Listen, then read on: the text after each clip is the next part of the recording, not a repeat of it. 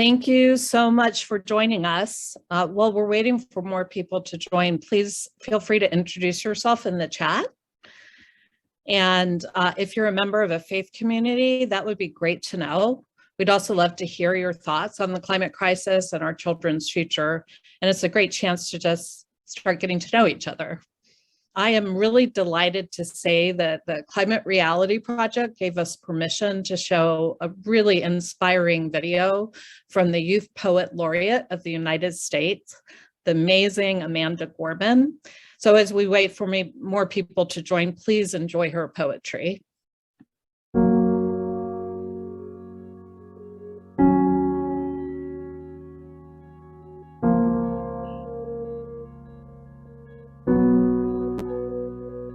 On Christmas Eve, 1968, astronaut Bill Anders snapped a photo of the Earth as Apollo 8 orbited the moon. Those three guys were surprised to see from their eyes what a planet looked like an Earthrise, a blue orb hovering over the moon's gray horizon with deep oceans and silver skies. It was our world's first glance at itself, our first chance to see a shared reality, a declared stance, and a commonality, a glimpse into our planet's mirror. And as threats drew nearer, our own urgency became clearer as we realized that we hold nothing dearer than this floating body we all call home. We've known that we're caught in the throes of climactic changes some say will just go away, while some simply pray to survive another day. For it is the obscure, the oppressed, the poor who, when the disaster is declared done, still suffer more than anyone. Climate change is the single greatest challenge of our time. Of this, you're certainly aware. It's saddening, but I cannot spare you from knowing an inconvenient fact, because it's getting the facts straight that gets us to act and not to wait. So I tell you this not to scare you, but to prepare you, to dare you to dream a different reality where, despite disparities, we all care to protect this world, this riddled blue marvel, this little true marvel, to master the verve and the nerve to see how we can serve our planet. You don't need to be a politician to make it your mission to conserve, to protect, to preserve that one and only home that is ours. To use your unique power to give next generations the planet they deserve. We are demonstrating, creating, advocating. We heed this inconvenient truth because we need to be anything but lenient with the future of our youth. And while this is a training in sustaining the future of our planet, there is no rehearsal. The time is now, because the reversal of harm and protection of a future so universal should be anything but controversial. So, Earth, pale blue dots, we will fail you not. Just as we chose to go to the moon, we know it's never too soon to choose hope. We choose to do more than cope with climate change. We choose to end it. We refuse to lose. We do this and more, not because it's very easy or nice, but because it is necessary. Because with every dawn, we carry the weight of the fates of this celestial body orbiting a star. And as heavy as that weight sounded, it doesn't hold us down, but it keeps us grounded, steady, ready, because an environmental movement of this size is simply another form of an Earthrise. To see it, close your eyes, visualize that all of us in this room and outside of these walls or in these halls, all of us change makers, or in a spacecraft floating like a silver raft in space, and we see the face of a planet anew. We relish the view, we witness its round green and brilliant blue, which inspires us to ask deeply, wholly, what can we do? Open your eyes, know the future of this wise planet is right in sight, right in all of us. Trust this earth uprising, all of us bring light to exciting solutions never tried before, for it is our hope that implores us at our uncompromising core to keep rising up for an earth more than worth fighting for.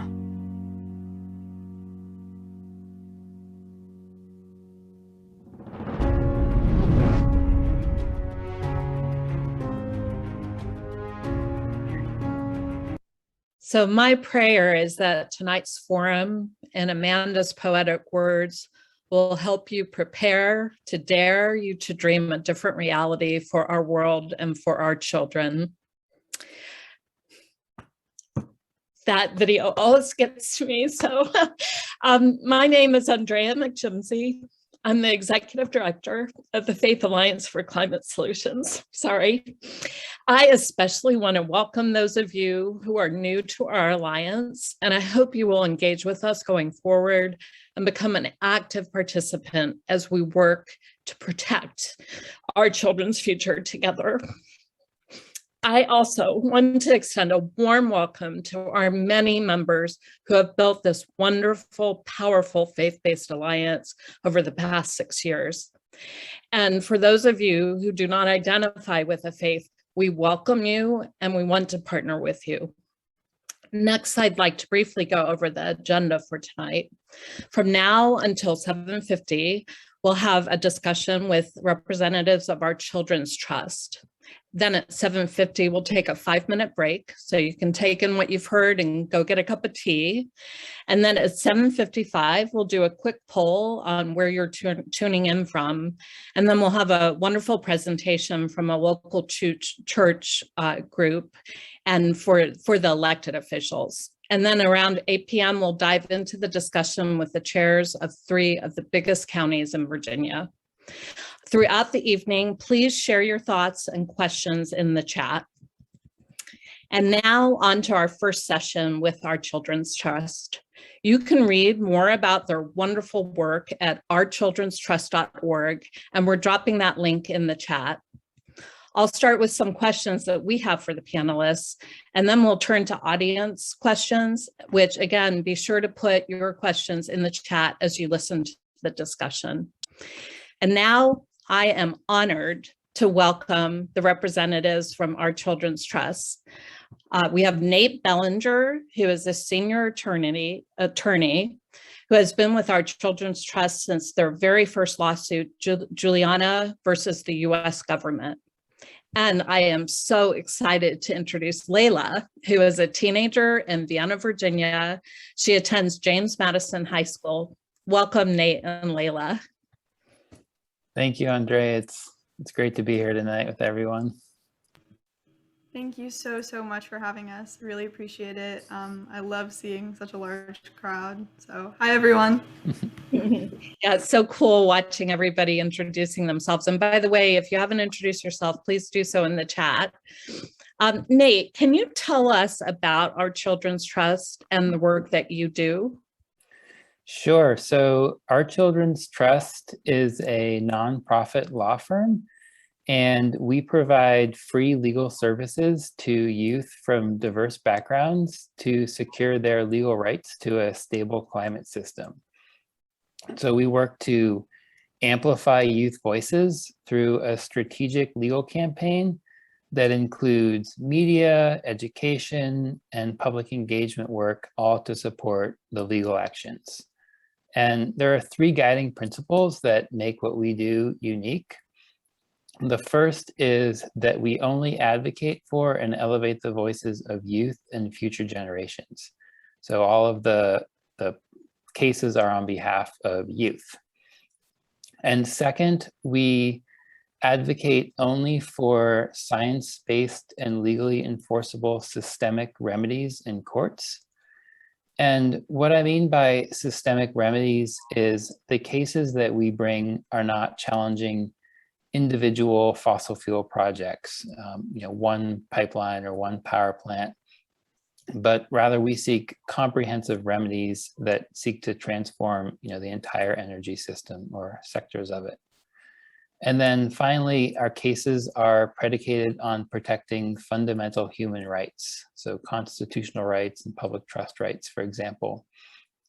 And the reason we base our cases on fundamental human rights is it's our goal to secure durable and lasting remedies in our cases that can't be undone by subsequent administrations or even legislative acts. And by tiering the remedies to constitutional rights, we can ensure that.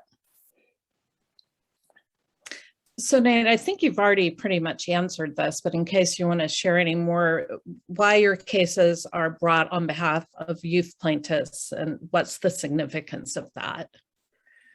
Yeah, I'd be happy to add some more. So I think, there's a few reasons why we represent youth and why it's significant. And, the first reason is, youth are regularly coming to us with really devastating stories about how climate change is impacting them. They're worried about their future and they want to do something about it. And, they understand oftentimes that their governments are not always looking out for their best interests by promoting fossil fuels during this ongoing climate crisis. And many of the youth, they've been involved in other climate actions, climate strikes or, personal actions to reduce their own carbon footprint. But they realize that in order to effectuate the necessary large-scale changes, they need to do more than that. And they realize that the courts are one avenue to try and make that change happen and seek redress against their governments. And this is especially true when you consider that youth can't vote, so they can't rely on the political process to always represent their best interests. And so we work with them through the judicial branch to empower them and give them more control over the futures that they will inherit. And then I think it's also worth adding that youth are uniquely vulnerable to the impacts of climate change. Their lungs and brains and other organs are still developing. They tend to spend more time outside, exposed to the heat, the poor air quality, ticks and other, threats to their health. And, because they're being exposed at such a young age, these impacts can sometimes result in, lifelong hardships for them or physical or mental health challenges. So, youth have the most at stake and they're least responsible for the problem. So I think, those are a couple additional reasons why it's important to represent youth in these cases. Wow, that is so powerful. So let's talk to one of the youth, Layla. Why are you concerned about the climate crisis and how has it impacted your life? Well, I could say confidently that it's impacting me today. And more importantly, I'm pretty worried that this pattern is going to continue into the future and only get worse. There are a lot of different ways climate change is impacting me today. For example, the most tangible thing I can think of would be the constant torrent, no pun intended, of floods that a lot of citizens and children in Northern Virginia have been seeing lately. It's really difficult. I mean, it's kind of funny about like once a week we get a severe thunderstorm warning that subsequently leads to a pretty disastrous flood. My family personally, we've had to spend thousands of dollars in flood repair due to the damage it caused to my basement, which we had done like a week before. It's incredibly difficult. We had to install a drainage system that's so complex, I'm not sure what the name of it is, outdoors. And that's one of the more tangible ways I can think that it's impacted my family. Another way would be the storms themselves. Just knowing that things are getting more and more unpredictable as time goes on is a bit frustrating as well. Especially because I live in a pretty heavily forested area. Northern Virginia prides itself on being very green, and like my backyard is covered in trees. And recently, about like 2 weeks ago, we had to remove about a dozen trees for another grand cost of a couple $1,000s because we were really terrified that those trees would either knock into our house, break windows down, damage our roof, or unfortunately like knock into our neighbor's house, which is also pretty scary as well.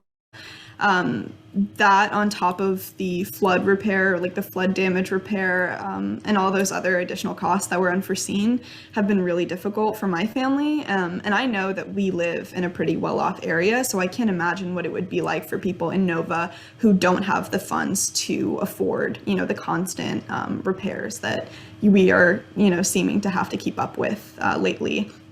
And then also the extreme temperature ranges. I think those of us in Nova can attest to, one day it being like 70 degrees in winter and next 35 degrees. Not only is that difficult for students and for me when, I have to walk to school or walk home from school during these extreme variations in weather.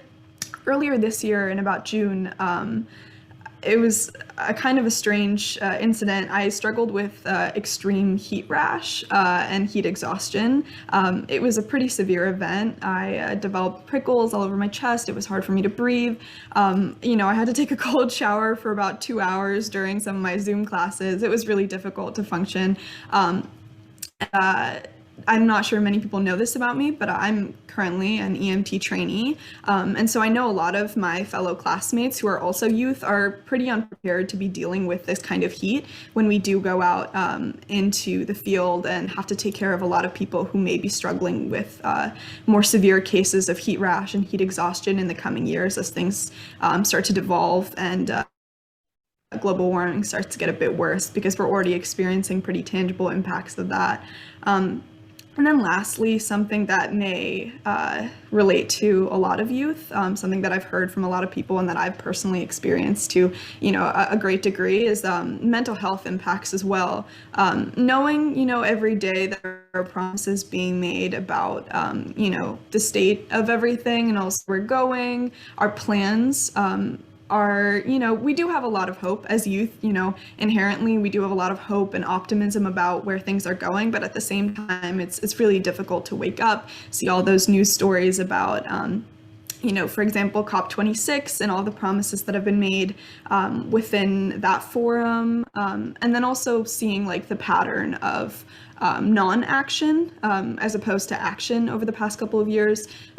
We've noticed that again, a lot of promises have been made and a lot of hope has been brought up, but not much has been done in the area of change, and that can be really frustrating. Teens suffer from a good deal of angst, as it does add to the full-on feeling of impending doom, as one might say. And so, yeah, it is pretty difficult knowing that I can't vote for officials that support my beliefs, and knowing individuals like Greta Thunberg, who is also a youth that, is kind of like a powerful, or like a powerful figure in the world of climate change, isn't necessary to buy a lot of, her audience is a bit difficult as well, because, you feel kind of helpless. It's like, what can I do as a youth? And so I'm really glad I found Our Children's Trust, and I can't tell you how grateful I am to see how many people are willing to hear and listen to me and Our Children's Trust with an open mind, and also, ensure a better future for incoming generations. So, yeah. Well, you are such a powerful witness for your generation. That was very powerful. So how did you find Our Children's Trust? How did you get involved with them? It's sort of a funny story. In fact, I was speaking with a friend that introduced me to Our Children's Trust today. She is a pretty, involved climate change activist. She's, a senior at James Madison High School, just like I am. And she has a club at our school, and I'm involved with it as well. It's related to climate change and climate activism. And she had actually arranged a meeting with Our Children's Trust, and she, for some reason, couldn't get anyone to join. Looking back on it, I think everyone should get involved with Our Children's Trust, but I did to help her out. She kept texting me. She's like, please join. So I won't say it was entirely voluntary at first, but once I joined, I was actually like completely enthralled by Our Children's Trust, and I had this strange feeling that even though they were making a lot of promises I'd heard before, I had a feeling that these promises were carried out in my best interest. And so I was really interested in maintaining this relationship with them. And I was really interested to continue working with them as well. She was actually very surprised. She was like, you're still working with them? Like, I haven't heard. And I'm like, yeah, it's great that, we still have this relationship, and I'm really excited for the future. I think it's funny how we started, but I'm really excited to continue working with them. Yeah. Well, I'm definitely glad you all connected with each other. So Nate, why is litigation an important component in securing climate justice? Yeah, so I think in order to understand why litigation is important, it's first worth touching on how the political branches have been, in many ways complicit in the climate crisis. And so, the political branches, our executive and legislative branches, have long been promoters of fossil fuels as our primary energy source. And this is true at the federal level and the state level, and it's true of both Democratic and Republican administrations. And this longstanding government knowledge is really extensively detailed in a book that came out recently called They Knew by James Speth, who's actually an expert in our federal case.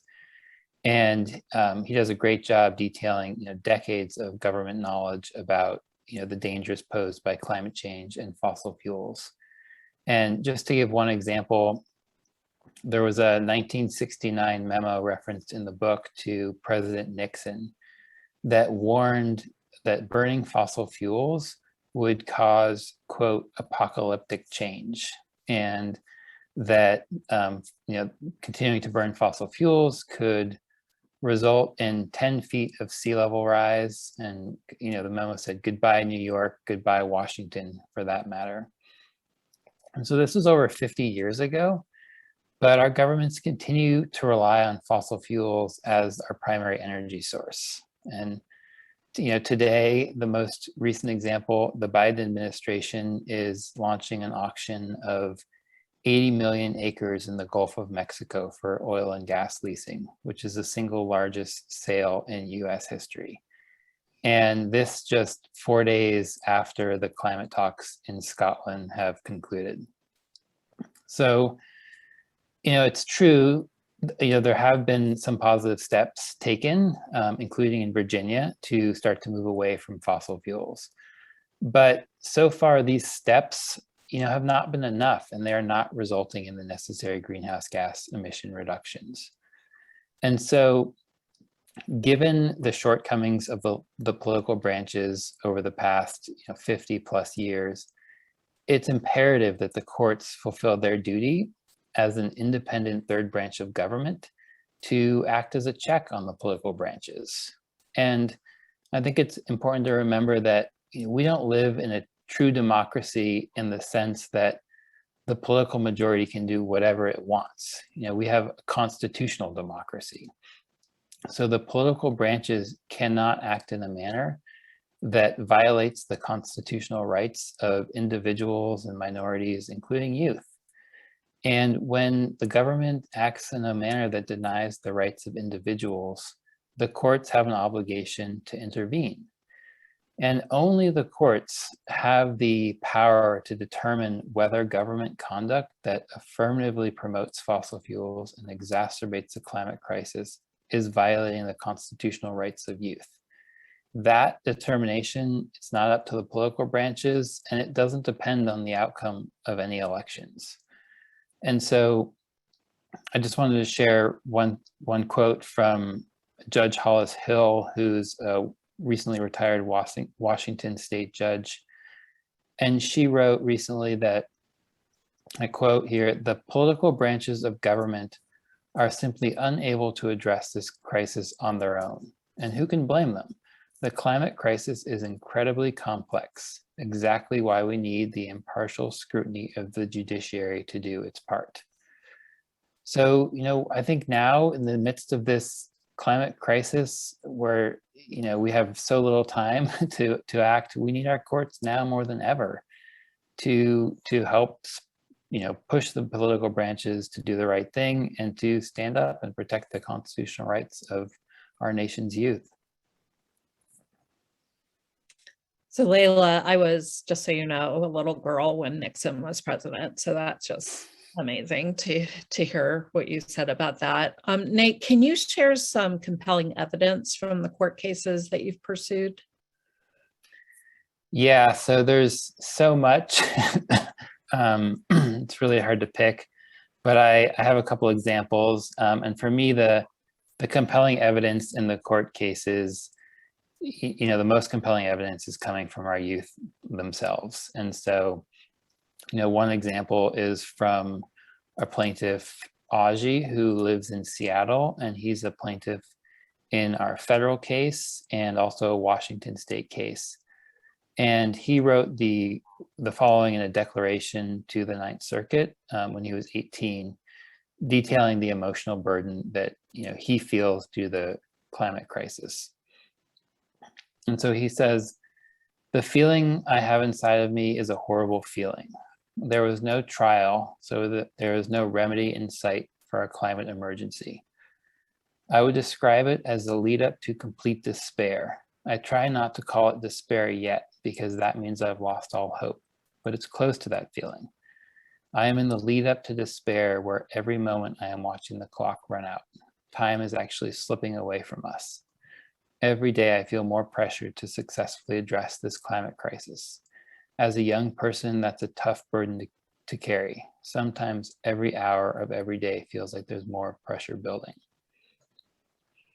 And then I'll just share one more example from Jaden, who is from Rayne, Louisiana, and also a plaintiff in our federal case. And in 2016, when she was only 13, her home was flooded by an extreme precipitation event that our experts have testified was made more destructive due to climate change. And she described that experience in a declaration to the court. And she writes, "At 5 a.m. on August 13, 2016, my siblings woke me up. I noticed there was water coming under the door to my room. When I stepped out of bed, I stepped into water up to my ankles. I stepped right in the middle of climate change. All day, floodwater continued to pour into our home. To try and keep us safe, we began using towels and blankets to cover the bottom of the doors that went outside. Yet the floodwaters kept pouring in through the doors, toilets, sinks, bathtubs, and even the roof. Soon the sewage was everywhere. We had a stream of sewage and water running through the house. My brother went to the police station to try and get help, but there was no one there to help. The hard rain and floods continued for 2 weeks. Even during the days of the flooding, we had nowhere to go. We could not go outside because of all the rain and floodwaters. There were no shelters. All of the grocery stores were closed. We were basically stranded. So we kept sleeping in our house that was full of sewage and floodwater damage. A few days after the flood, my siblings and I began to get real sick. Everyone in my family had flu-like symptoms with fevers and sore throats, as well as stomach pain and diarrhea. My whole body felt hot and my hands were very cold. I had bad headaches, a sore throat, and upset stomach. We think it's from the polluted water that we've all been exposed to. I'm scared, but I will not back down. We will conquer climate change." And so this is, just one, or I guess two examples of, really, to me, really compelling stories from the youth, and also captures their, resolve and determination to carry on, notwithstanding the challenges that they are, seeing and experiencing already from climate change. Oh, it's so hard to hear, but it's reality, and we have to listen. So Nate, let's talk about some of the successes you've achieved through climate litigation so far, and what is still to come. Yeah, so we've been doing this for 11 years now, and we've had some important successes over the years. Each success story looks a little bit different. So I'll share a couple, one from a fellow East Coast state from Massachusetts. And there we supported a case that argued that the Department of Environmental Protection there was not complying with its obligation to enact rules required by the Massachusetts Global Warming Solutions Act and the Massachusetts Constitution to reduce the state's greenhouse gas emissions. And we ultimately prevailed in that case before the Massachusetts Supreme Court. in 2016, and the court agreed that the DEP was not meeting its obligation to ensure that the state's greenhouse gas emissions were declining on an annual basis. And as a result of the case, the governor issued an executive order, and the state then promulgated a comprehensive set of rules to begin reducing the greenhouse gas emissions on an annual basis. So that was one example of a success in a completed case. We have other cases that are still ongoing and are also seeing some successes.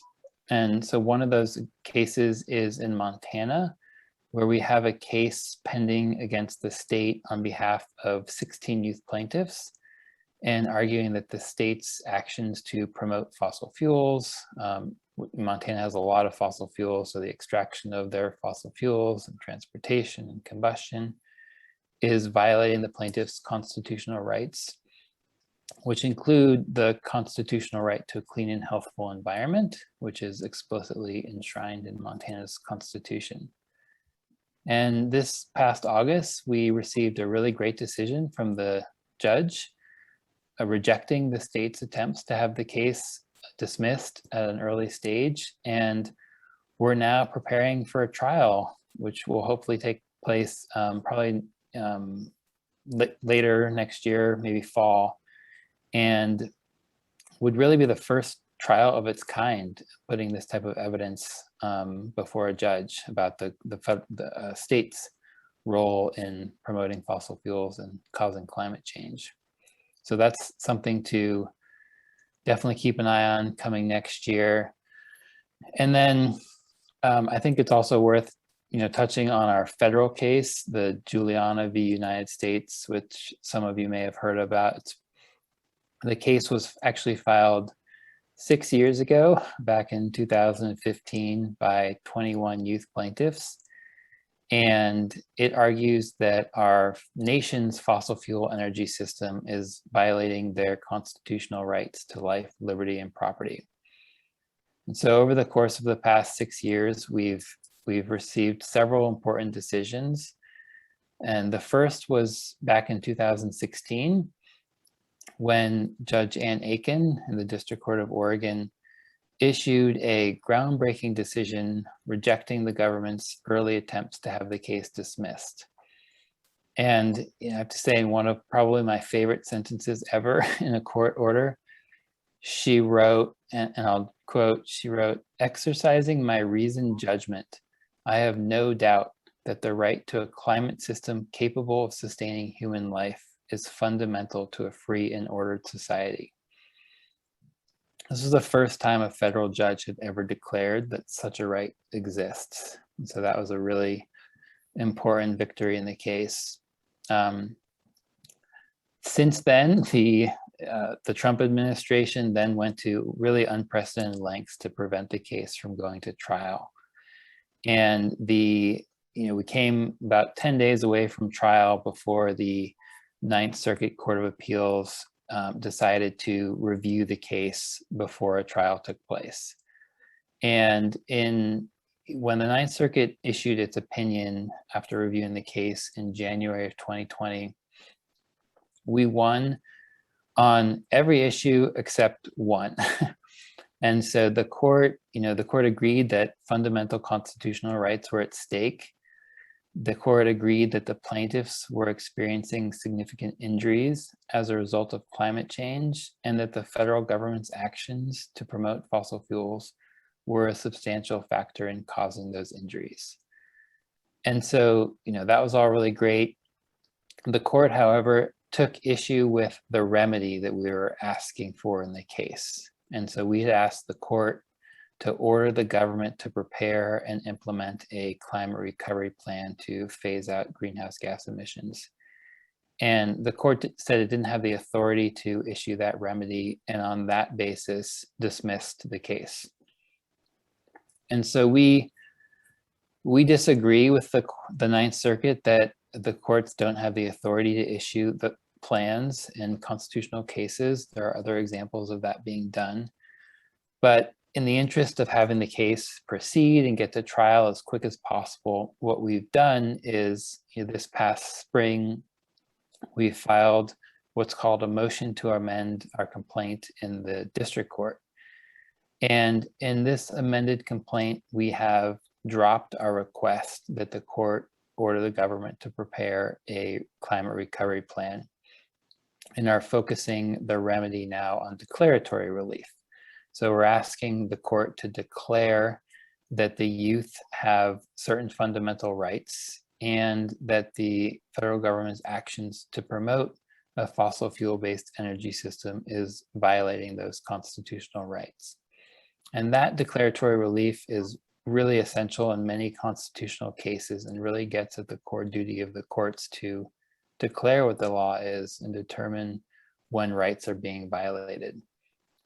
So we had oral argument in June, and that went very well. The judge seemed clearly be on our side. So we're really optimistic that that amended complaint will be moving forward soon, and we'll hopefully have a trial in our federal case next year as well. So it's been a long time coming, but we're getting closer and closer to the trial in our federal case. And then just quickly, in terms of what's next, hopefully trials in Montana in our federal case next year. And we're also continuing to develop new cases. And Virginia is actually on the list of cases we're working on.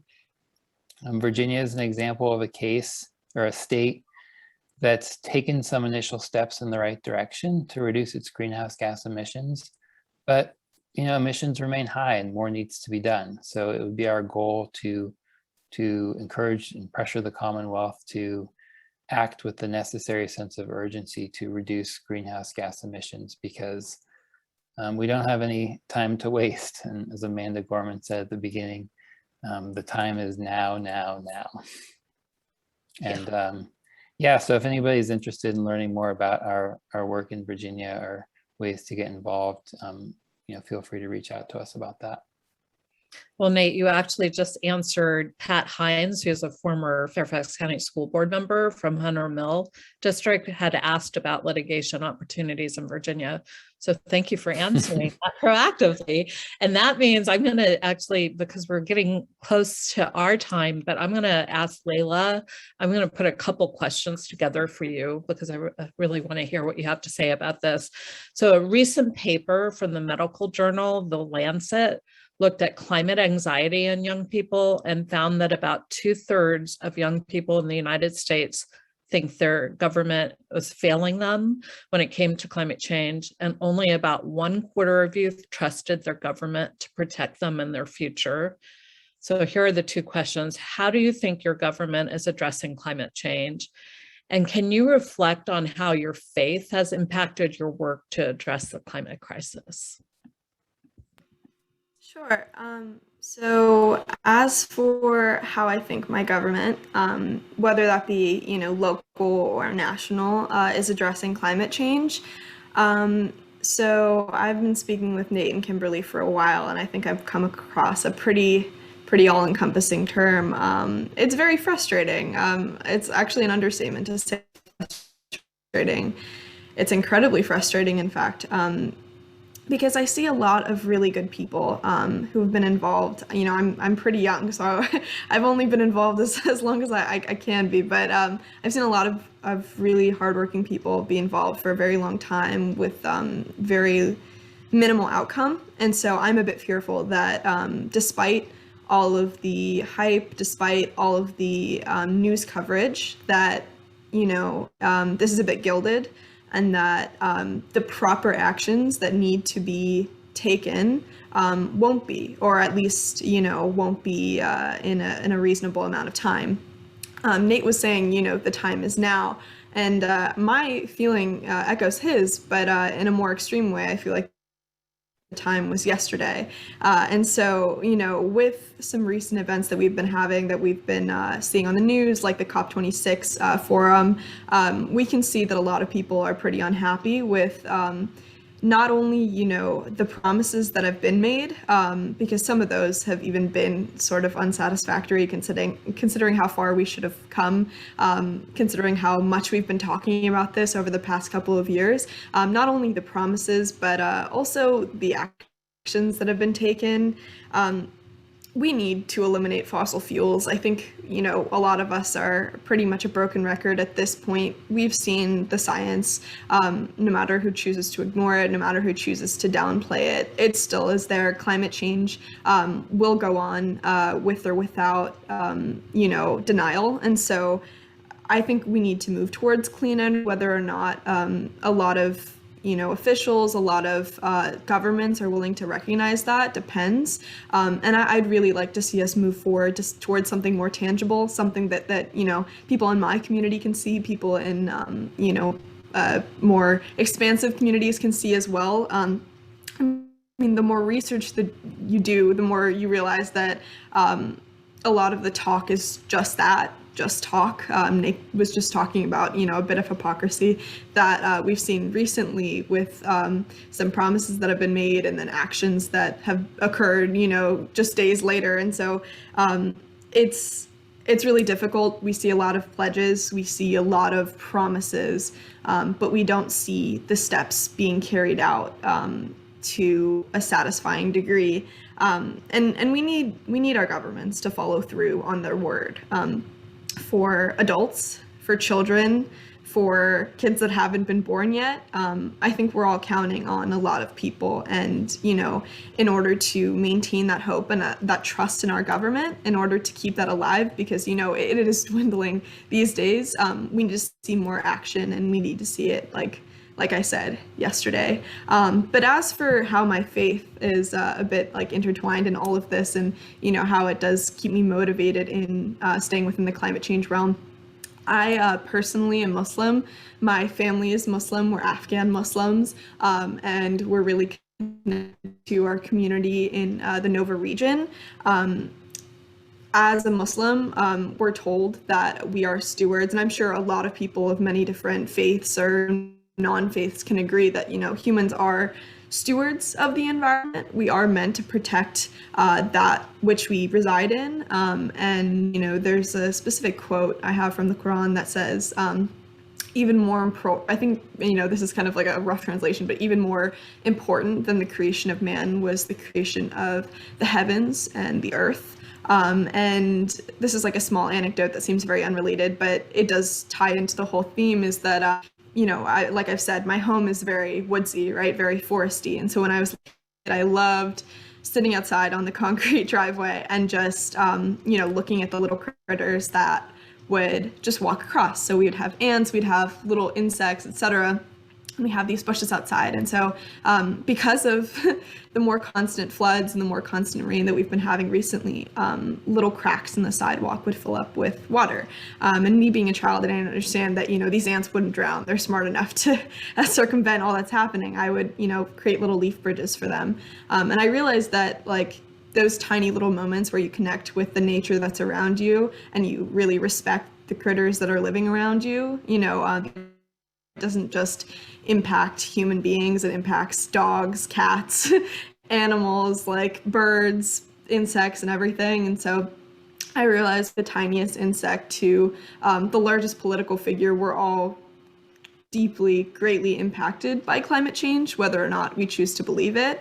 And so my faith has taught me that I'm not only doing this for myself, I'm doing this for my future patients. You know, as an EMT, I'm doing this for my community, and I'm working with our Children's Trust to ensure that, you know, on God's green earth, that we keep it green, and that we keep it sustainable for future generations, including my own. So. Oh, that was such a beautiful answer.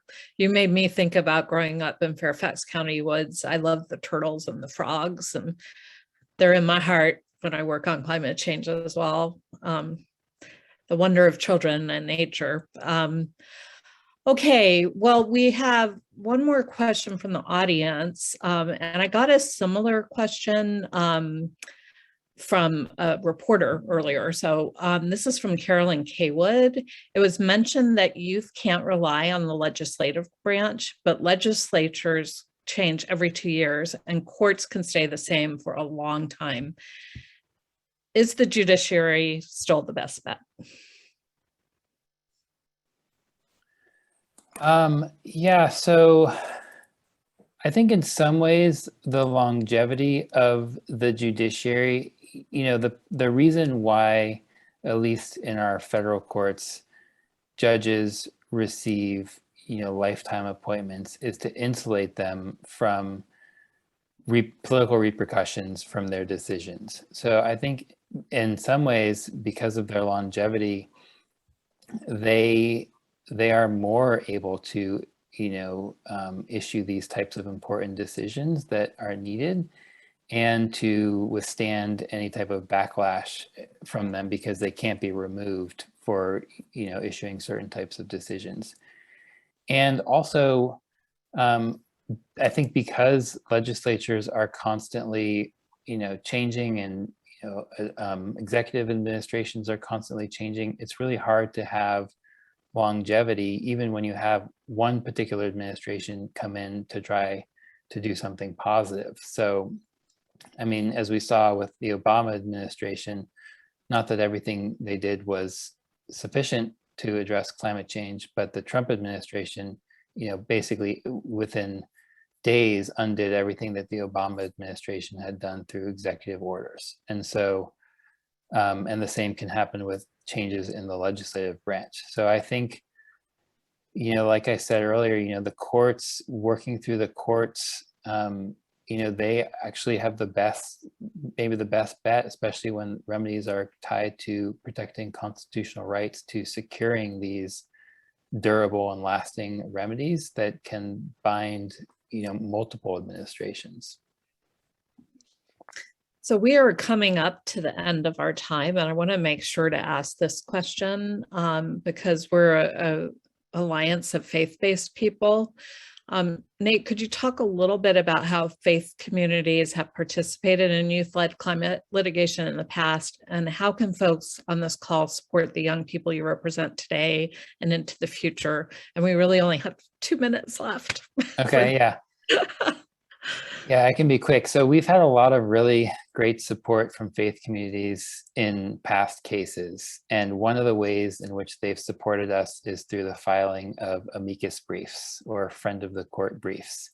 And that's where individuals and organizations can actually file a brief with the court and explain why they support the arguments that the plaintiffs are making.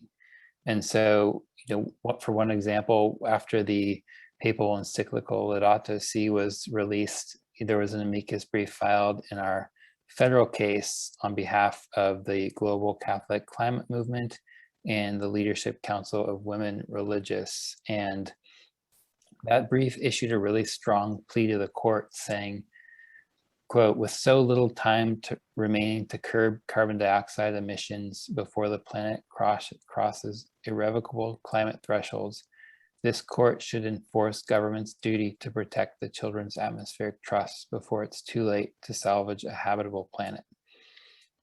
That's just one example. There's been a number of other amicus briefs filed by, many different faith organizations in many courts. And, I think that support is really meaningful for the plaintiffs in the cases, but it also provides a really important perspective for the courts and the judges to consider when they are, making decisions in these cases as well. So if there's, ever any individuals or faith groups that are interested in supporting the cases, please reach out, and we would love to find a way to get your support. Great. Well, it has just been fascinating to learn about your work. And Layla, thank you for being such a powerful witness for your generation. And I'm just grateful to both of you for being with us tonight. So thank you so much. And now we're going to go to a 5-minute break, and we'll come back. And please be sure to be back around 7:55, 7:56, and we'll see you shortly.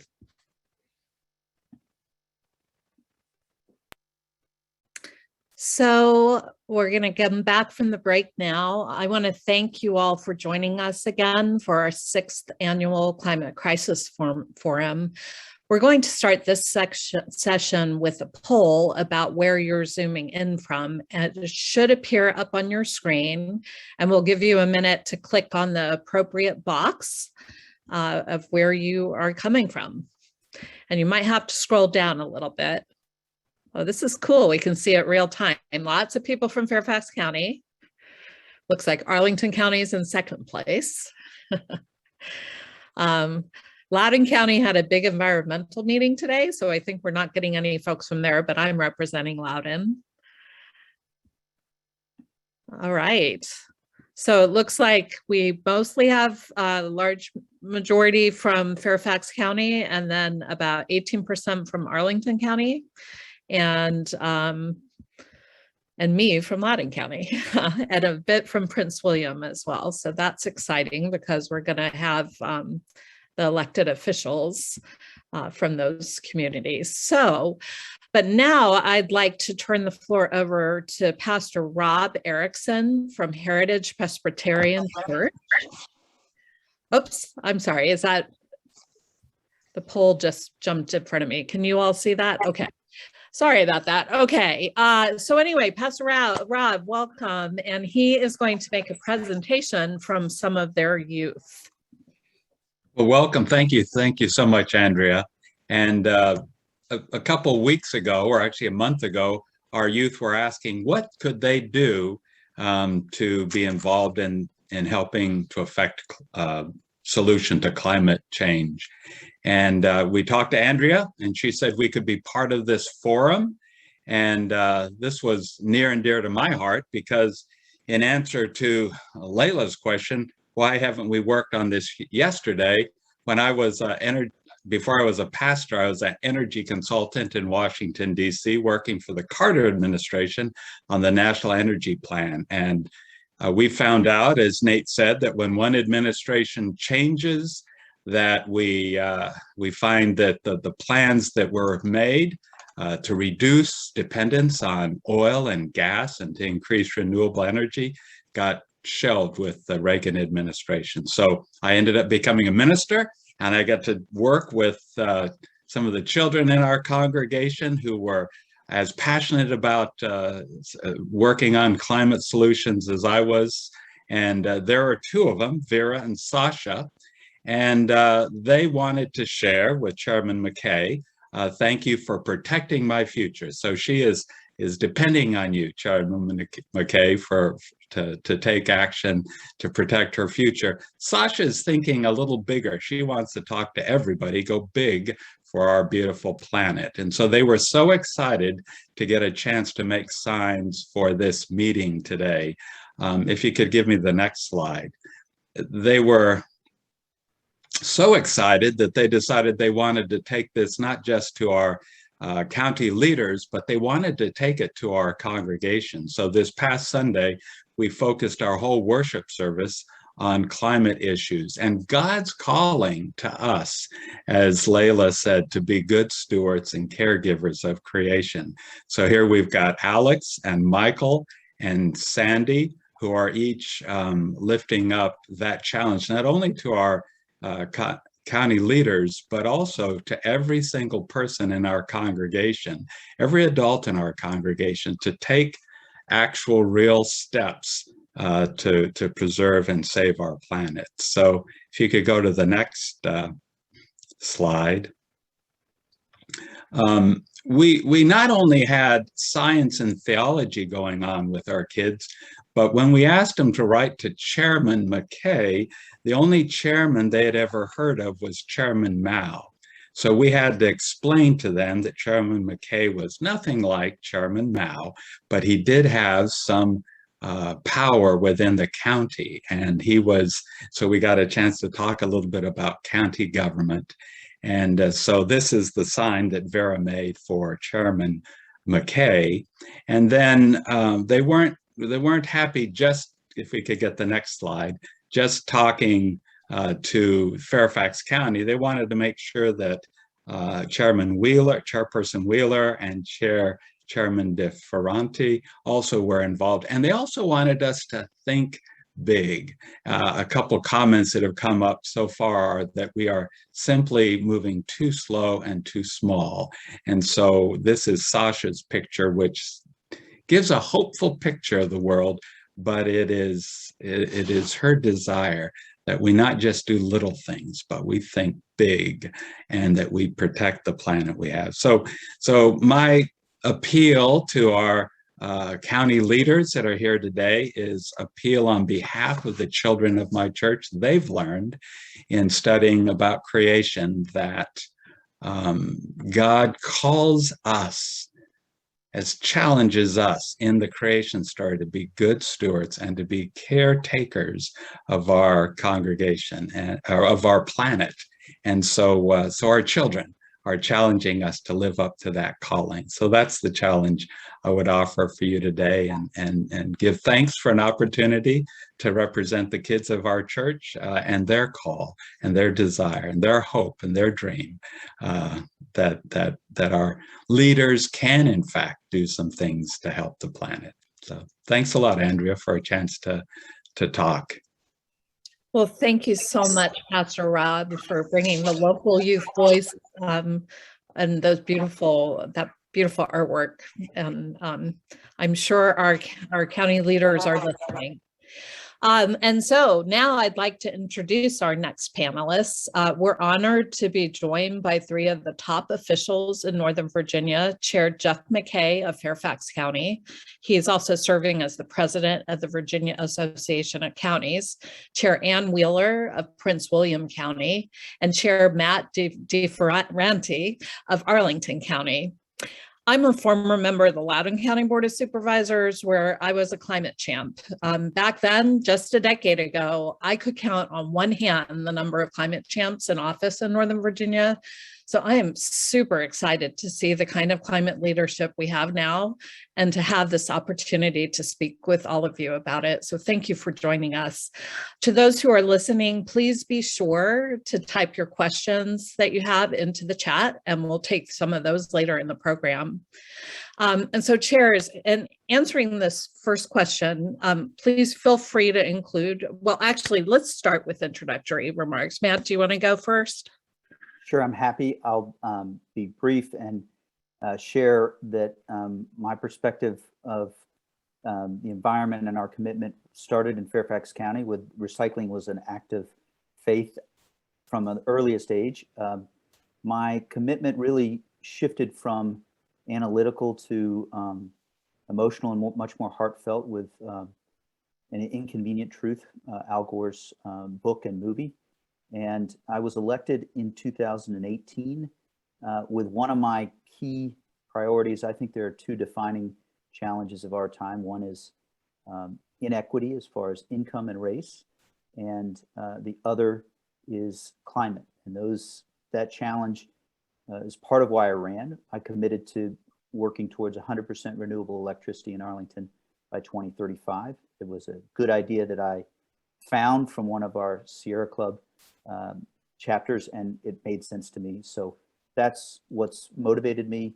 In 2019, we stepped up our community energy plan, which we had a draft of for more than a decade, and committed to some stronger goals for 2035, 2025 in addition, and also for 2050 to being net zero. So that's kind of a summary of how important this issue is to me and the background of what led me to serve. Thanks. Yeah, Arlington's been such a leader in our area.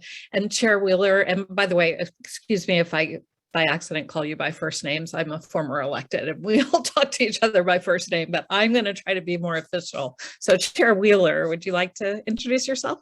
Hi, I'm Ann Wheeler, Chair of the Prince William County Board of Supervisors. Glad to be here tonight to talk about climate change, the environment. Glad to be here and honored with Chairman McKay and Chair Matt Ferranti. Prince William County has not always been on the forefront as perhaps Arlington or Fairfax have been in this regard, but we've made great strides over the last couple of years that we've had a new fresh board in office. We've done things like committing to the COG, the Council of Governments greenhouse gas reductions, as well as we're just about to start an Office of Sustainability, a Sustainability Commission, and hire someone in that position to be a director. So we've got a lot of things going on. And I like to say that there is a lot of low-hanging fruit in Prince William County. So there's a lot to do, but I'm glad to be here and hear about everything tonight. Well, welcome. And we're glad you're talking about climate change and solutions. So, and Chair McKay, welcome. Thank you very much. It's a pleasure to be here with you with facts. And first, I want to applaud you for all of your work and advocacy, because I can tell you firsthand it's working and it's effective. And the intersection of our faith and our values and environment, I think gets people thinking about our planet in ways that perhaps they otherwise would not. And so I applaud you for that. It's always good to be with Ann and Matt. We were actually together at the Virginia Association of Counties meeting that wrapped up just yesterday. So we've been spending some quality time together. I will just say, you know, when I ran for chairman in 2019, one of the many things that I pledged to do was hit the accelerator as fast as we could on climate change and on environment. And I think our record in a very short period of time, the record of the Board of Supervisors speaks for itself. And I look forward to digging into some of these things that we've done in more detail. But, you know, I find ourselves as not just leaders in the region, but leaders at the state level. I think we've changed some of the dialogue in Richmond, even from a local government standpoint, and ushering through changes that have been necessary in state law to allow counties to have more flexibility to be bold and aggressive in addressing climate change. And, you know, we've really moved the needle on that in a very short period of time. And as far as I'm concerned, you know, we will continue to do that. We've got a long way to go still. But I do think taking a look at the progress that we've made every once in a while is certainly important. And if you compare our environmental strategies in Fairfax County from just 2 years ago, to where we are today, it literally is a difference between night and day. And I'm not going to go through all of those, but certainly our CPACE, our CCAP program, Green Bank legislation in Richmond, the largest solar procurement in the Commonwealth of Virginia, bans of plastic bags for landscaping, plastic bag tax implementation, setting a goal to eliminate diesel-powered Metro or Fairfax Connector buses, setting up a new Department of Environmental Initiatives and funding it. We've done some tremendous things in a very short period of time, and we're just getting going on addressing the urgency of this issue. So I'm glad to be with you today and with friends. And I'll just close by saying, isn't it really nice to have people in Northern Virginia region on the same page on so many important things facing our nation right now. And I look at Ann and Matt and Loudon and what we're able to do together, the city of Alexandria through NVRC. Our region is really working together in a way I've never seen in my lifetime before, and we should all be proud of that. I second that. It's really wonderful. And we are all really feeling a sense of urgency. You brought up that word. And that's what my first question for you is about. The UN Secretary General, Antonio Guterres, has called the latest report from the Intergovernmental Panel on Climate Change a, quote, code red for humanity, unquote.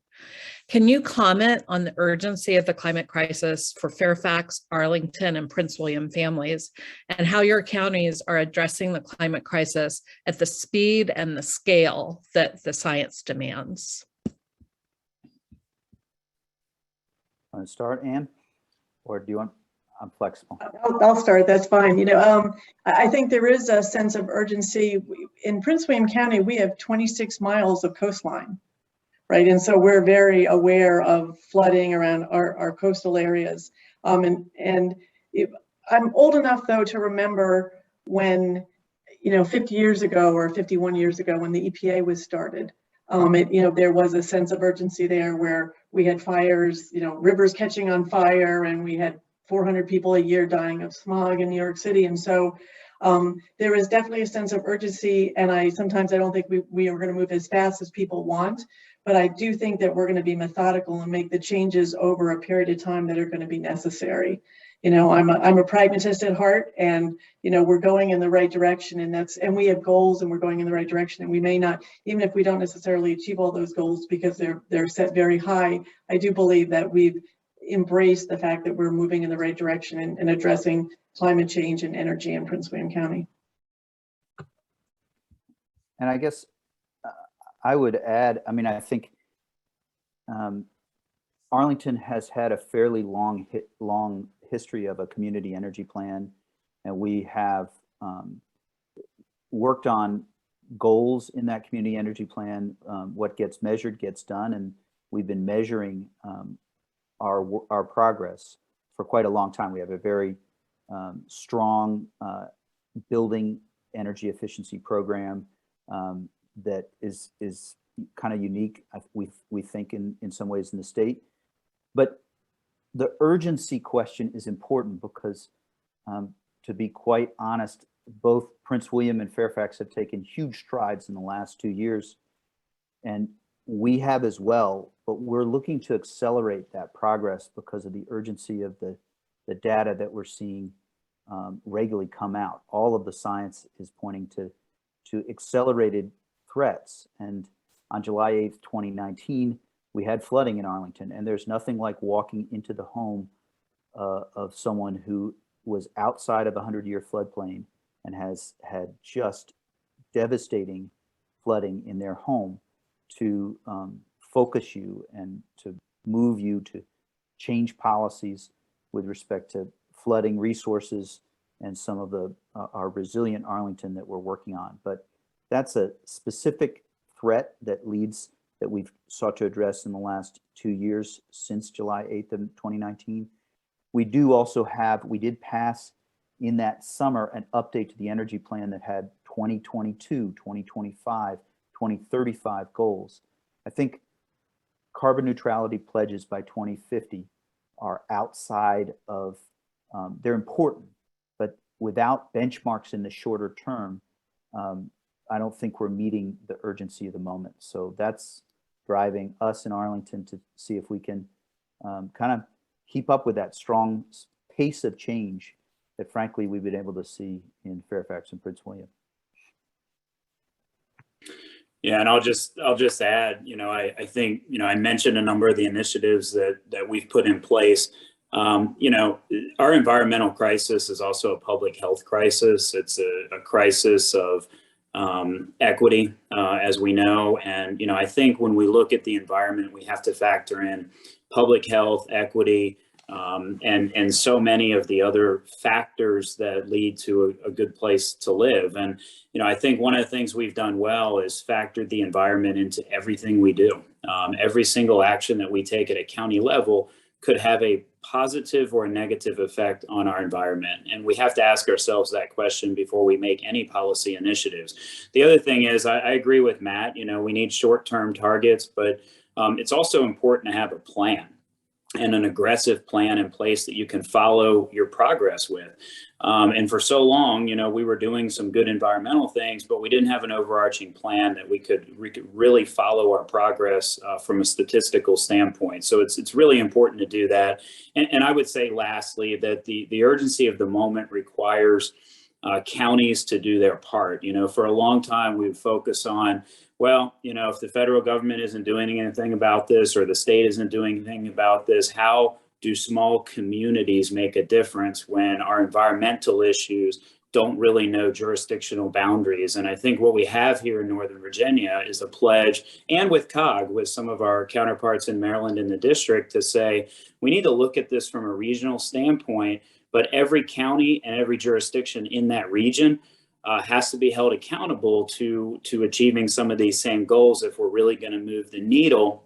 And we no longer can wait just for the state or feds to bail us out of this environmental train wreck that we see moving towards us. And so we have to act.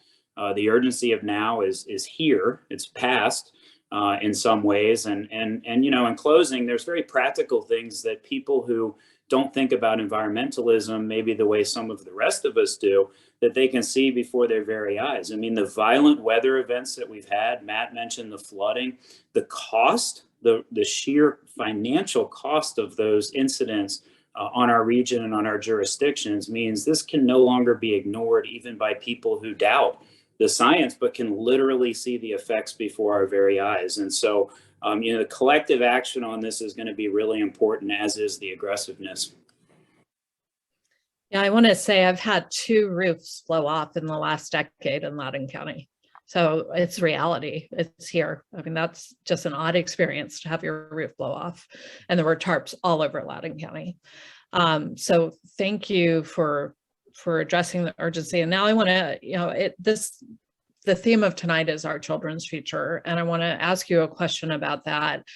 As people of faith at the Faith Alliance for Climate Solutions, we're concerned about our children's future and the generations to come. And their present, frankly. Have the young people in your life talked to you about climate change? Well, let's see. Ann took we'll just rotate, and I'll try this first. I am not a parent. My experience is through the eyes of my niece, who has started a climate-focused program at Washington University in St. Louis. But you don't need long when someone looks at you with a lot of passion and says, what are you doing to make a difference on this issue, to feel it. And she has definitely done that for me. And I think it's important to consistently remind ourselves. I'm 48 now, and you can, there's a complacency that can come, because for my niece, we are seeing in Houston, in Arlington, in Northern Virginia, we're seeing big impacts from climate change already, but there is likely to be even greater impacts in her life. And so remembering that and being consistently reminded of that, I think is very important. And so much as I don't always love the intensity of my 19-year-old niece, I do want over Thanksgiving to hear from her as to what she's learning and what we need to be doing, because we need to be pushed to do more on this, to live in alignment with the values that we need to. So.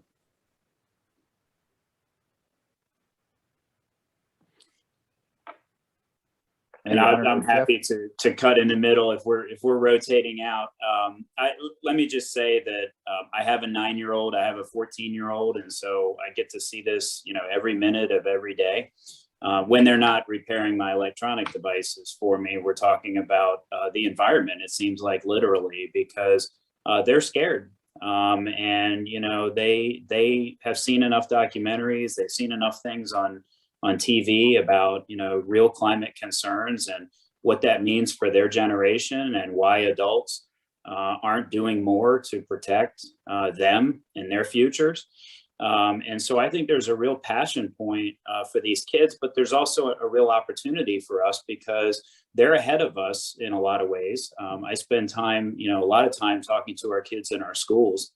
And frankly, the questions that they ask me about the environment are technical. They're well thought out, and they're informed. And so I think the next generation is going to do better, frankly, certainly than generations past when it comes to the environment. But it is important for us at the county level to partner really closely with our school systems. And, I will say that I mentioned earlier our solar procurement project in Fairfax County. That came about through our students in our schools. I mean, they were the ones asking the question of, why do we have acres and acres of rooftops on our school buildings and not have solar panels on them?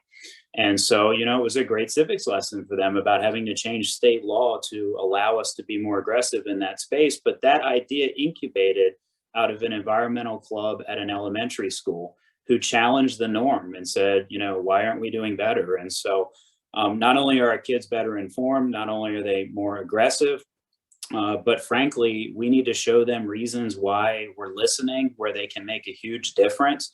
And we need to be the adults and protect them and protect their futures. And so, Pastor Rob showed us kids at the beginning of this session.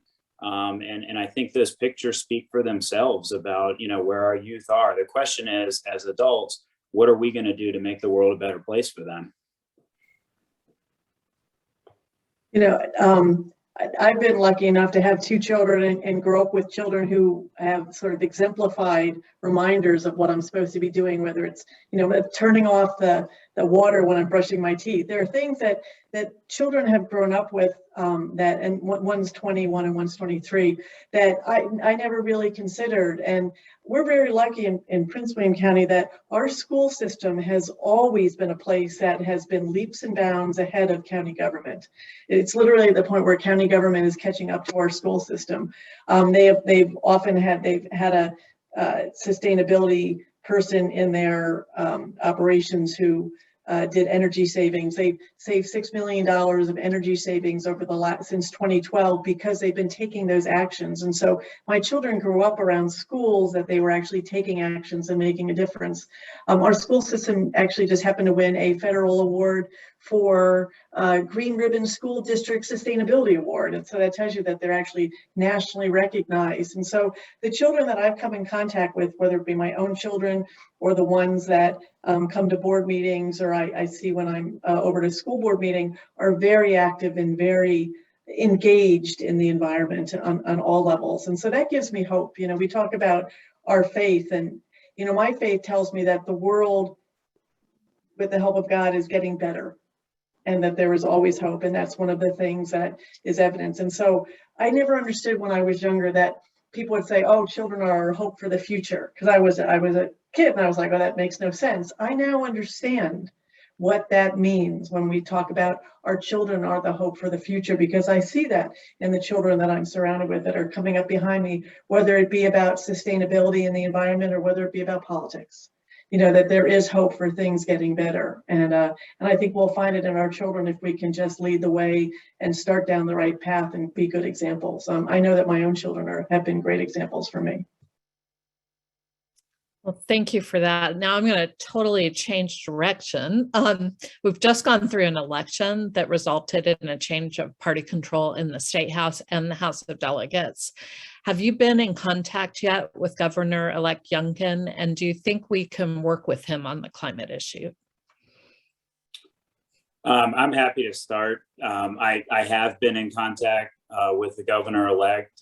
I am hopeful that we'll be able to work with him. I do think the progress that we've made in the General Assembly in a pretty short period of time has to continue. I will say that, open communication with the governor's office, of course, is critical to me. And my hope is that after people are elected, they realize that they have to represent everyone in their jurisdictions. And I would hope that when the residents of Fairfax County and myself speak loudly on these environmental issues, that we will be heard. I also think, I mentioned earlier that we had just come back from a VACO meeting. I also think that we as local elected officials have to use our organizations, statewide and regional, probably more importantly than ever, to lobby in Richmond for, frankly, to be freed in a lot of ways from the shackles that hold some of our Northern Virginia jurisdictions back from making real environmental change happen. And so I'm hopeful that we can work with the governor. I was recently asked, if we were going to change our legislative package as a result of the election, and my answer was absolutely not. We may change our tactics and the way in which we approach issues, but we will not change our values in Fairfax County, and we will not stop aggressively pursuing the environmental issues that are part of our ingrained agenda now. And so I look forward to working with him. I hope we can establish close communication moving forward. He is a resident of Fairfax County. And so, I'm hoping that plays a role in decisions that are made coming from Northern Virginia. But we have no choice but to work with whoever's in office. That doesn't mean we need to change our values. So I've been in touch with Governor-elect Youngkin, and I will say that while I didn't say anything about climate change, I am less worried about what they might do at the state level, because I know that so much progress can be made on a local level. you know, I see that example in Fairfax and Arlington, who have been doing things for so many years. So many things, you know, can be done right here. And so it's hard, even before a lot of the things happen, progressive things happen over the last 2 years, people were making strides. And so I'm not worried that we for somehow we're going to get stopped on the things that we're doing in Prince William County. I think they're going to continue. And if nothing else, just try to lead by example and do the right thing for our local people. And eventually the rest of the Commonwealth may catch up. You know, and as Jeff said, you know, on a regional basis, we work well together. In terms of looking at what's happening across all of Northern Virginia, and we're a lot stronger together because of that. And you know, for us, we learn from what our other jurisdictions are doing, and so I don't see that stopping in any form, given whatever the election held out. And I guess I would agree with both Ann and Jeff. I would say the framing of we kept our values intact in our legislative package, but how we framed them changed a little bit. And I have not yet been in touch with the governor-elect, and it is on to-do list for the coming days. But I will say that there's a couple of things we need to hope for the best. We also need to be steadfast on some of the changes that we made. So respectfully, if there's an attempt to change the Clean Economy Act, we will not be supporting that. And I know that that's a shared view of probably everyone on the call, and certainly Ann and Jeff as well. I've heard you speak on this, but we do need to be clear about the potential challenge, because there are some who will seek to change that law, and that decision is going to come down, I believe, to the state Senate. And so that's an example of the sort of, we need to be hoping for the best, not critiquing the motives, but steadfast in our commitment to some of the changes that were passed over the last 2 years. And the Clean Economy Act set up a structure that's excellent. Now we'll hope that we can use the arguments for local control and use and engage to see if we can make progress. And I believe there are areas in which we can make progress with the governor-elect and the new legislature. We just have to be thoughtful and aware also of where we need to be honest about disagreements should they arise. I'm also hoping, just because Virginia is a coastal state and we're starting to see impacts in the valleys and the mountains, that we're going to see more bipartisan work on all of this. So that's my prayer. I've been hoping for that for a long time. And speaking of bipartisan, let's talk about the federal government. President Biden's bipartisan infrastructure bill will bring $18 billion of transportation investment to the Washington region. Since the majority of greenhouse gas pollution is generated by transportation, how can your counties best use these funds? Well, I'll start since we're rotating around. You know, there is a great deal of money. I think it's $106 million to build out the EV charging network. You know, $1.2 billion for public transportation. You know, I think in Prince William County, one of the things important to realize about Prince William County is we're continuing to grow, and that's not going to stop. People are moving here because of the economy of Northern Virginia and the opportunity that affords, and businesses are in turn are moving here because of the great capital of human capital in terms of our educated workforce. And so we're going to continue to grow and we're going to continue to expand. We don't have the luxury, unfortunately, of having mass transit in Prince William County, so, as some of my associates do. And so, you know, we're looking at, one of the things I'd like to see is Prince William County is a focus on electrical charging. I mean, if we are still going to be using our cars in the outer jurisdiction because we don't have access to mass transit and easy ways to get to the jobs, I would rather have a focus on making sure that we go more quickly to going to electrical vehicles. You know, when we look at COG's goals for reducing greenhouse gases, it's not necessarily coming from vehicles and changes in vehicle patterns. It's actually coming from the electrification of vehicles as well as change in energy use and energy patterns. And so, that really is sort of my guidebook for making changes in Prince William County. And I think that some of the long range projects that we have, including the expansion of Metro in our 95 corridor, can help us in the long term. But for me, it's really making sure that we have the infrastructure in place for people who are going to drive cars, do them, without harming the environment. Yeah, and I'll say that infrastructure for EVs is critical for us. We're in the process of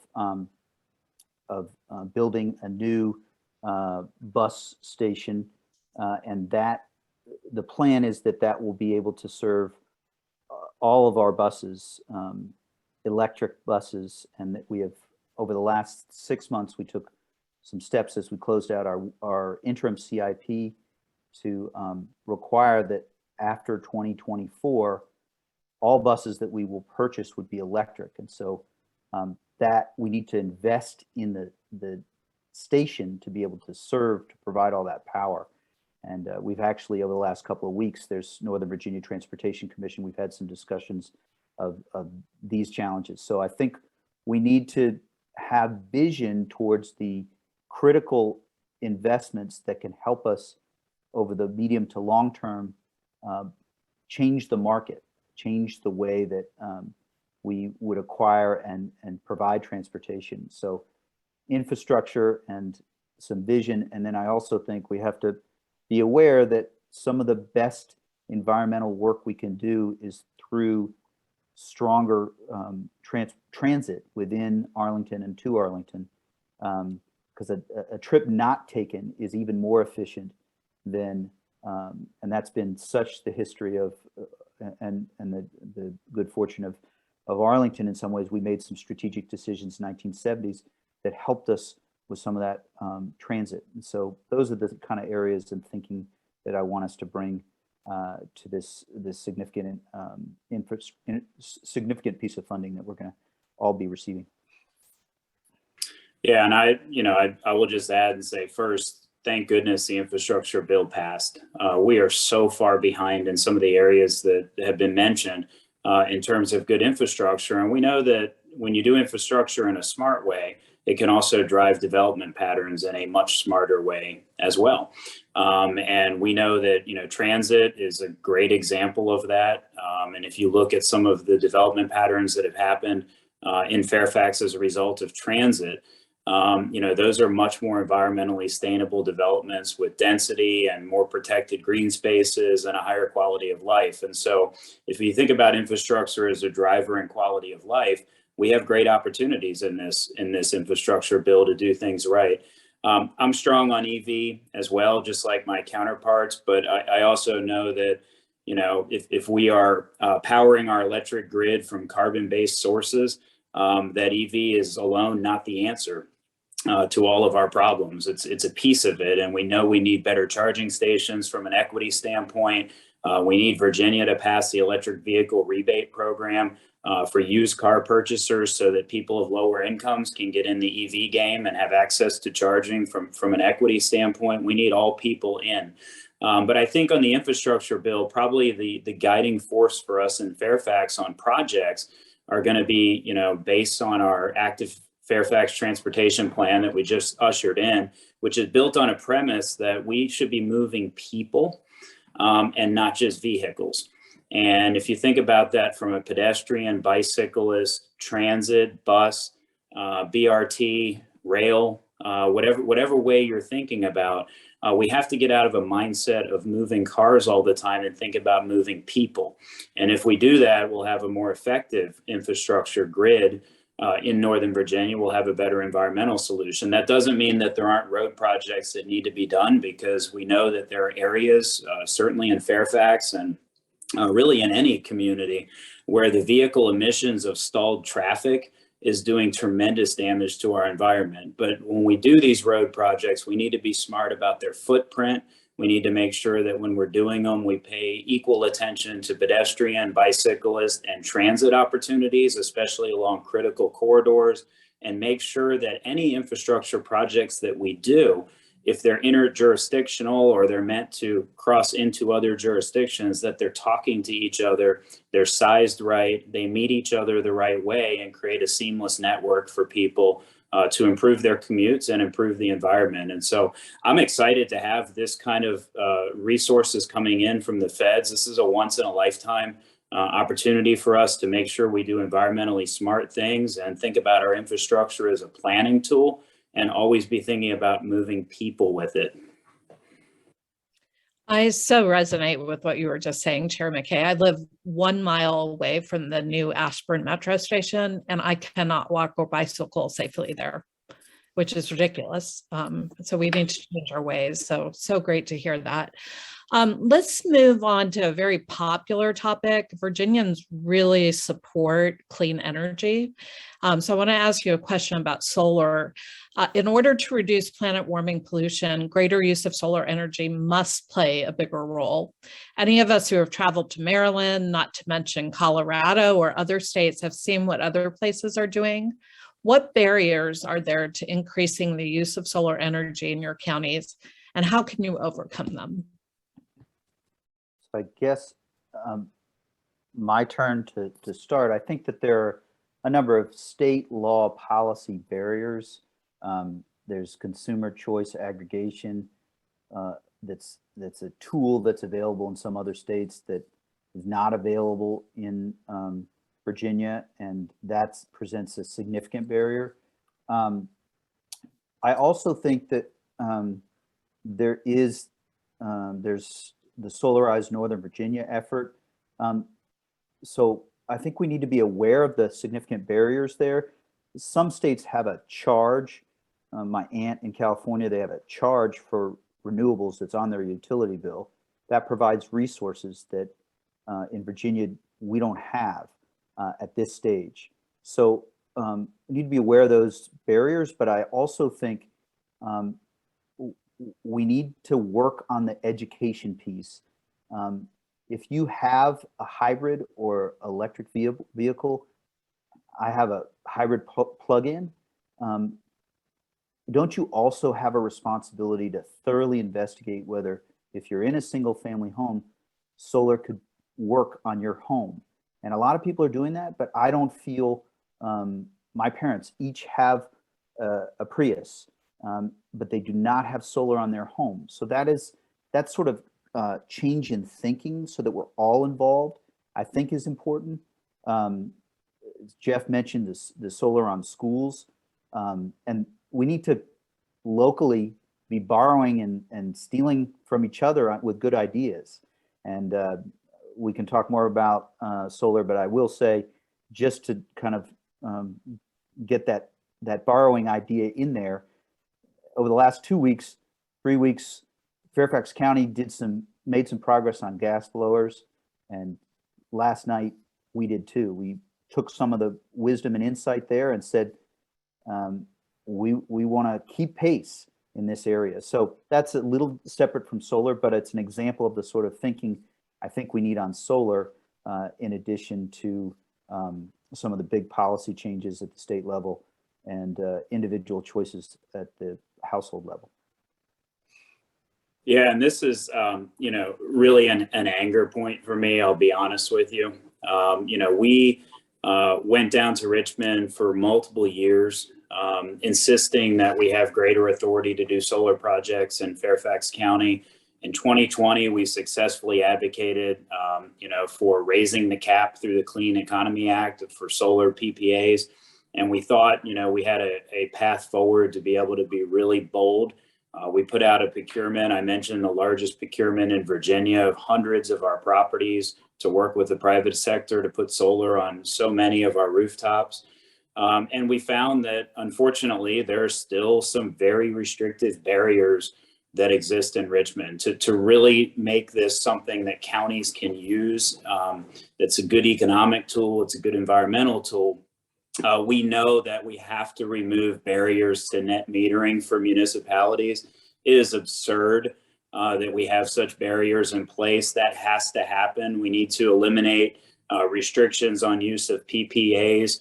Now that we have our procurement out, we have to go back and rework it.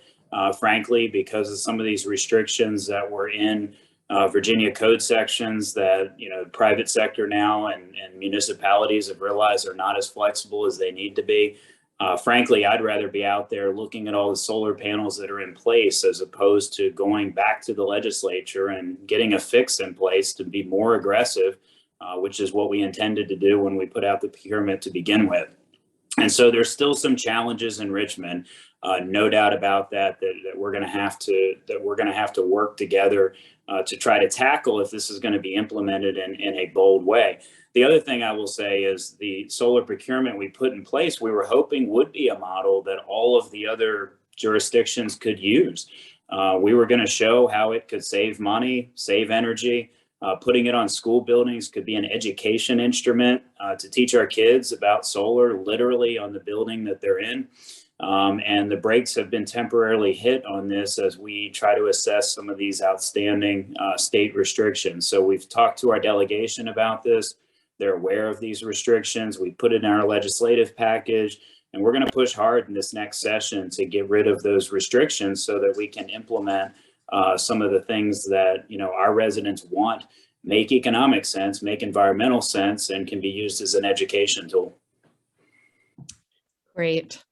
Okay, well, now I'm going to turn to a couple audience questions. I think Ann might have. That's Did I not let you talk? No, that's all right. I'm sorry. Okay. No, that's right.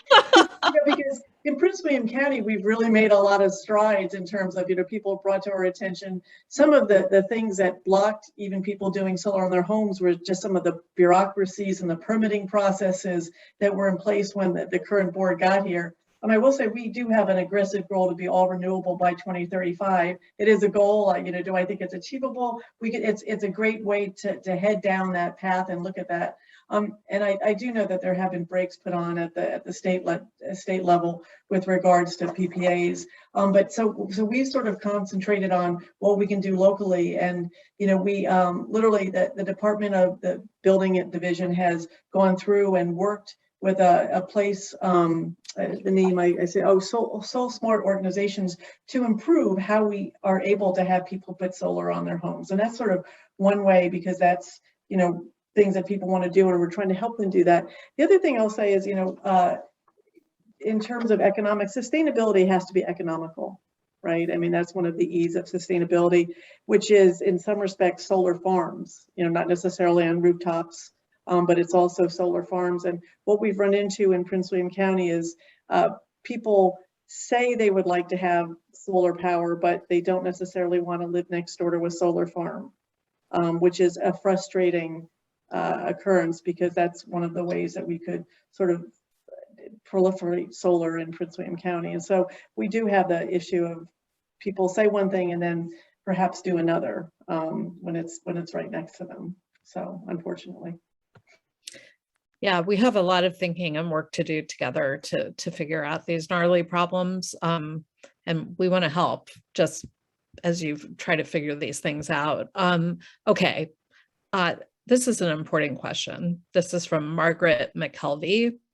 How do we keep the climate issue from becoming even more politicized, as has happened with vaccines, where the essential issue is totally obscured by the political/cultural wars? We cannot afford to lose focus. Do you have any thoughts on that? It's a hard question. Go ahead, Jeff. I'll let you take it. Yeah, well, I'll start briefly by saying, we have to be careful how we frame things to appeal to a wide audience, and not just, get caught in our own echo chambers sometimes. So to me, the environmental sustainability piece is an economic imperative. Clearly, we talked about damage to storm, people's properties because of storms. We know the challenges with sea rise and what that means for some of our parts of Virginia.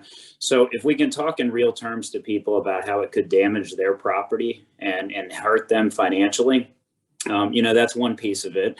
Then there's the moral persuasion piece. And I think FACS does a good job with this, is making sure that people understand the intersection with faith.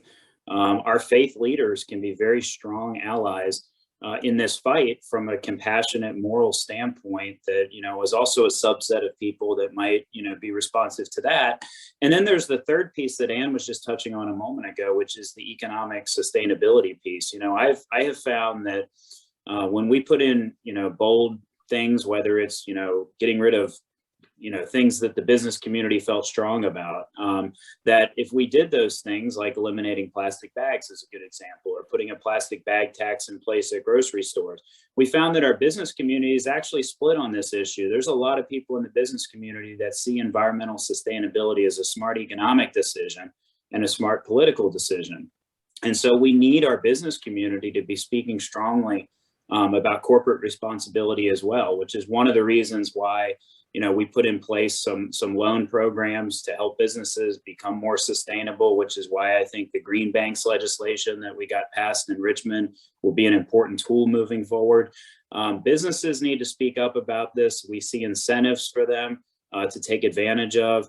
But really, we need to make sure that we are appealing to different audiences. And one good thing about this is you can, whether it's faith, whether it's business, whether it's economic for people, whether it's moral, there's a lot of different components here that if we message to all of those audiences, I think we can have success in this area. And thankfully, we live in a region where I think people are more responsive than maybe other parts of Virginia. And I say that with my VACO hat on. But when we at VACO have talked about environmental initiatives in Northern Virginia, we've always framed them as economic.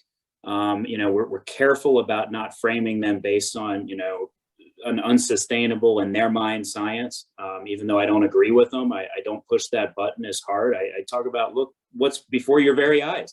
Look around you at what's happening. You can't argue with it. So I think you just have to think about strategically appealing to a lot of audiences.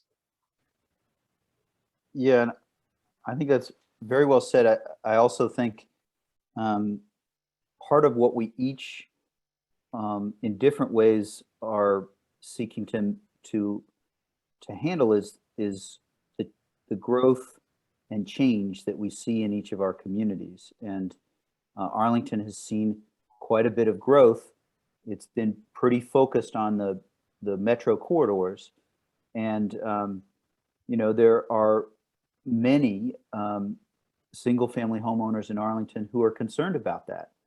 And that's a reasonable position. But I've always found that if you allow someone the space to have their own opinion and then offer your own and do that bit of listening, I'm always at my best when I'm allowing someone to disagree and then asking them to come with me on it. So what do we do next?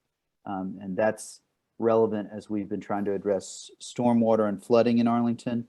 And it's certain we're going to switch how we handle impervious surfaces. And that's going to mean, I think appropriately, that there will be some additional burden on single family homes. But we have to understand that change is concerning to folks of a lot of different perspectives. And so I think thinking about that growth piece, because we know that none of our communities are going to stay the same.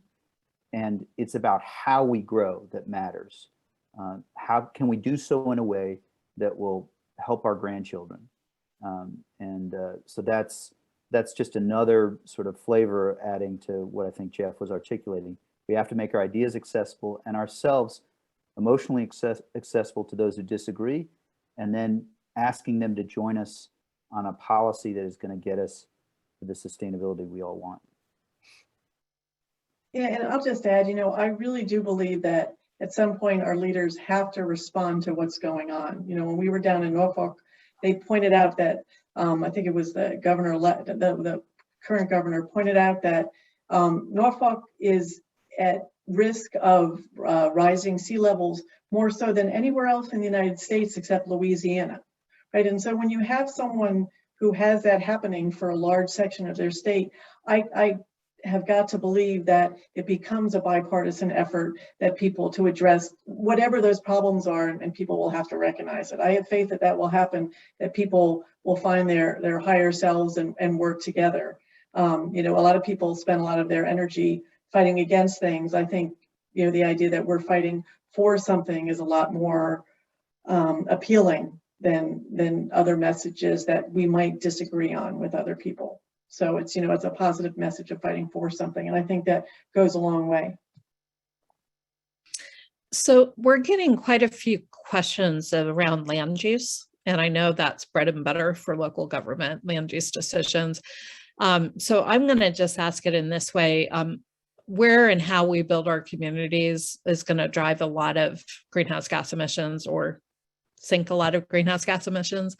And can you just reflect from your different counties on that question overall and, you know, basically your philosophy as you approach land use decisions? Well, I think, Jeff, you had the last difficult one. I'll take a cut and then maybe Ann. You know, we were pretty early on making a bet on mixed use development. And that has, well before I was in Arlington, there were leaders who made big, hard decisions to underground the metro and the Orange Line that have paid off for us. We need to be willing to continue that approach.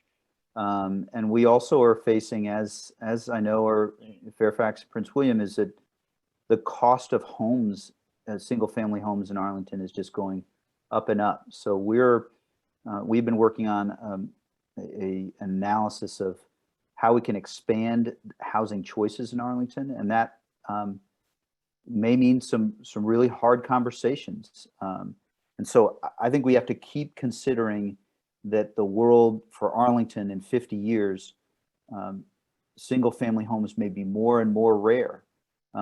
But we need to understand that in order to get there, we have to make interim decisions that allow for density, but do so in a way that acknowledges that density has costs, and you know, there are challenges there. So it's a balancing approach with an understanding, at least for me on land use, with an understanding that we have to keep looking towards the future in order to address some of the really existential. I mean, we've had flooding in Arlington that we would never have anticipated 10 or 15 years ago. And so we have to make land use decisions with that future in mind, and balance that future in mind with, I think, how quickly our community can provide the schools and facilities in order to grow in a fair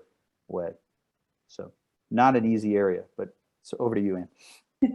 No, I mean, land use is never easy. There are always, you know, people who move out and then don't want anything to change. And as I mentioned, we're always, you know, we're still putting in homes and housing in Prince William County. We're also we have a huge reliance on our residential tax base, unlike other areas where 83% reliance on our residential tax base, which is unsustainable if we want the amenities that people are asking for. And so we're bringing in more commercial businesses. You know, one of the things that I think people don't realize, and when we were talking about it, for a while, if we didn't grow, then the homes just leapfrogged over us and just went to Fauquier County, and now they're driving through Prince William County. So it's sort of saying, oh, we're not going to do this, that it's not going to happen. And I think that's one of the things that I think it's important. You know, there's a lot of talk about commercial properties in Prince William County. You know, I know that Prince William County does development well. We do storm water management well. We have good regulations. And in a lot of ways, I would rather have things done in Prince William County where we can do it well and all work together to do it well, than have it go somewhere else and leapfrog over us.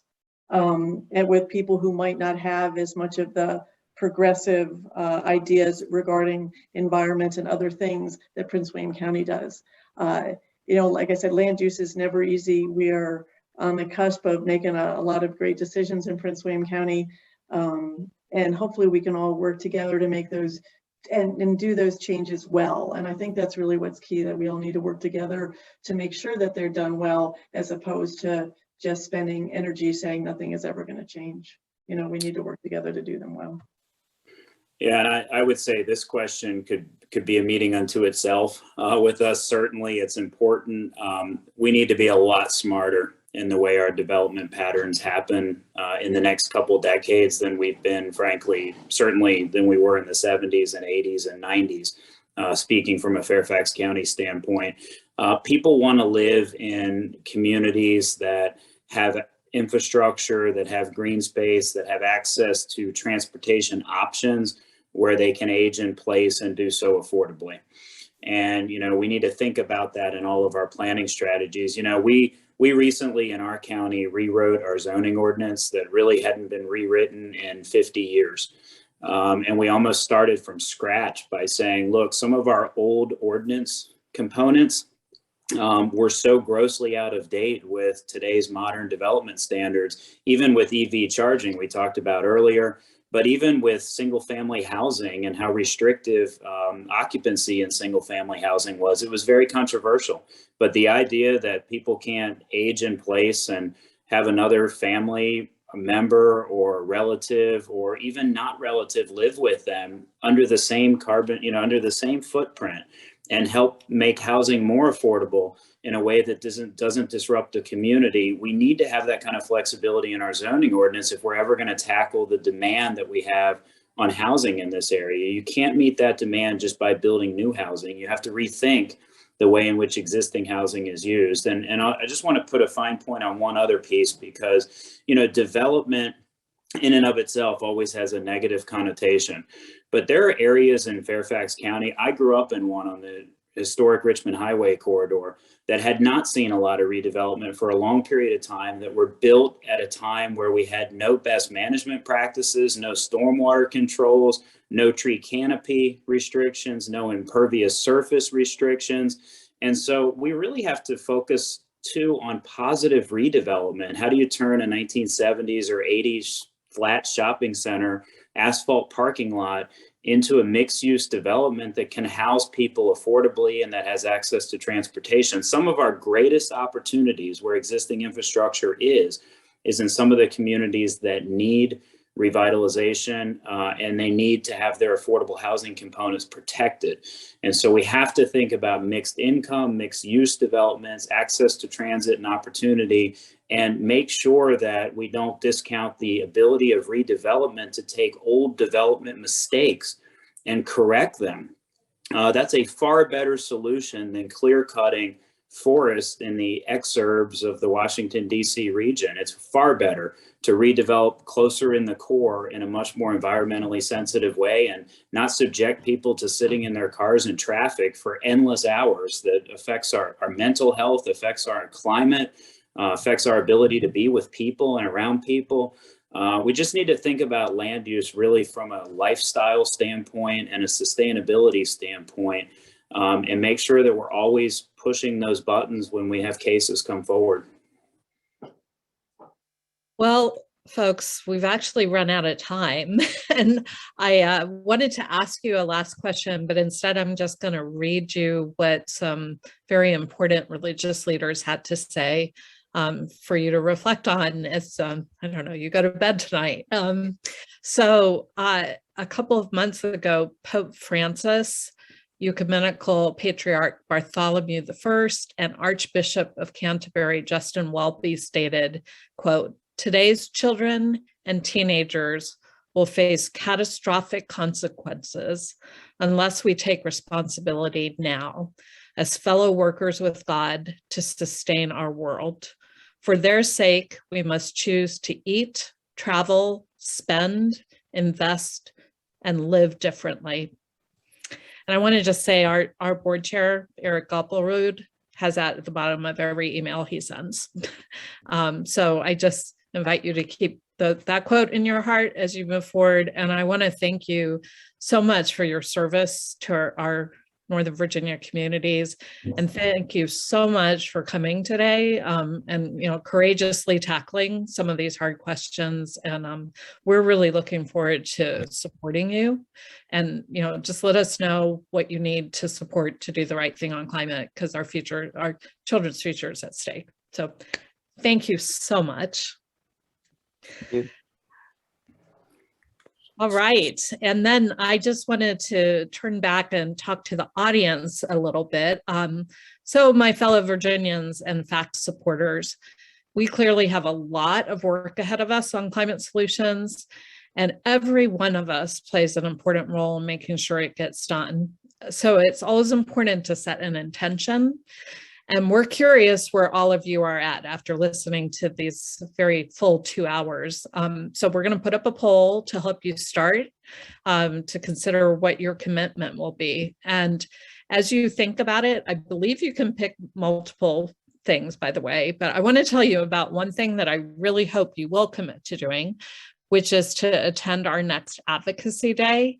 And I'm super excited to say that we're going to have special guest speaker Bill Mckibben, who is one of my absolute, climate heroes. He actually grew up in the church where my sister attends and where my nephews grew up.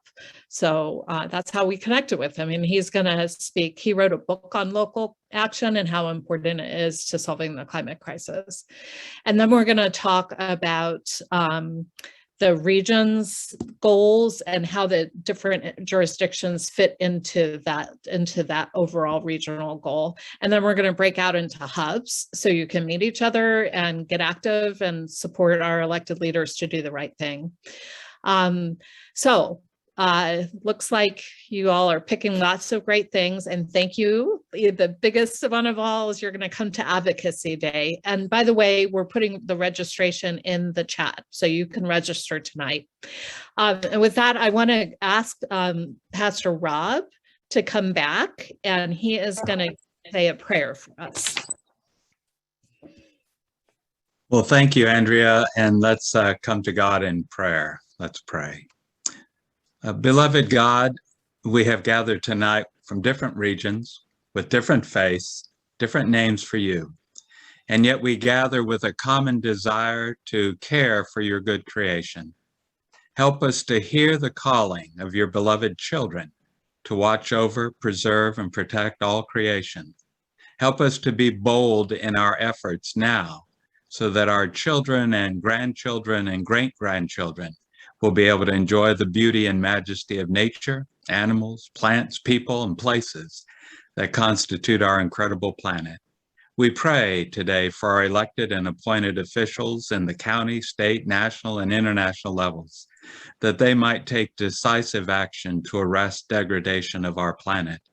We pray for courage to do the right thing, regardless of the money and the power that may work against us. And we pray for your life-giving spirit to lead all of us, regardless of our position, to take steps today to make a positive difference for the world tomorrow. Let our voices be lifted beside your voice as we cry out for healing of the planet.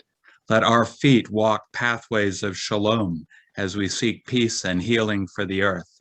And let us not despair, but deliver us into the hope of the good news that we can make a difference with your guidance, your direction. As we go forth from this place, guide us in our deliberation and enliven us to pray, plan, work, and succeed in caring for this precious planet you have created. Amen. Amen. Thank you so much, Pastor Rob. And thank you to everyone for joining us tonight. You give me hope for our children's future. And we'll see you in January at the Advocacy Day. Be well.